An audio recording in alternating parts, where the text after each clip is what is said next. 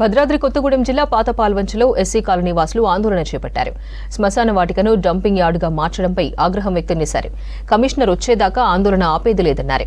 Commissioner రాకపోవడంతో అర్ధరాత్రి కూడా శ్మశాన వాటికలో ధర్నా చేశారు. అక్కడికి వచ్చిన చెత్త వాహనాలను అడ్డుకున్నారు. మున్సిపల్ అధికారులపై ఆగ్రహం వ్యక్తం చేశారు. శ్మశాన వాటికలో చెత్త వేయడం ఆపే వరకు తమ పోరాటం ఆగదని హెచ్చరిస్తున్నారు కాలనీ వాసులు.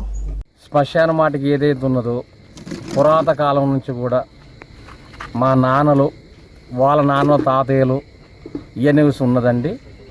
ఇప్పటి వరకు కూడా ఏ గవర్నమెంట్ వచ్చినా ఎవరు చేసినా ఎస్సీలను చూసుకుంటూ ఏమైనా చేసుకుంటే శ్మశాన వాటిక అనేది ఇది లేకుండా చేశారండి. మేము గత 20 సంవత్సరాల నుంచి కూడా మన పాలవసలు ఉన్న ఆర్డీఓ ఆఫీస్ కాంచి మొదలేసి కలెక్టర్ గారు వీళ్ళందరికీ మేము కంప్లైంట్లు పెట్టుకుంటూ వస్తున్నాం. ఆఫీసర్లకు కంప్లైంట్ ఇచ్చి విసిగిపోయాము. వాళ్ళు చెత్త పోసుకుంటా మొత్తం పాలవంచలంతా చెత్త అంతా వచ్చేసి అందులో పోసేసి దాదాపు ఒక 7-8 మీటర్లలో ఉన్నది.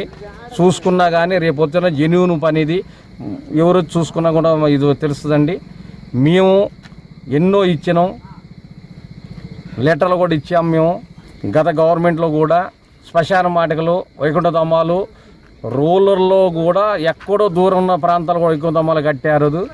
పాలవంచలో ఉన్న నడిబొడ్లో ఉన్నదో పాత పాలవంచలో ఉన్నది ఇది ఉన్నది కూడా వాళ్ళు మాకు చేయలేకపోయారు. వాళ్ళకి స్పందించకపోతే రోడ్డు మీద దండ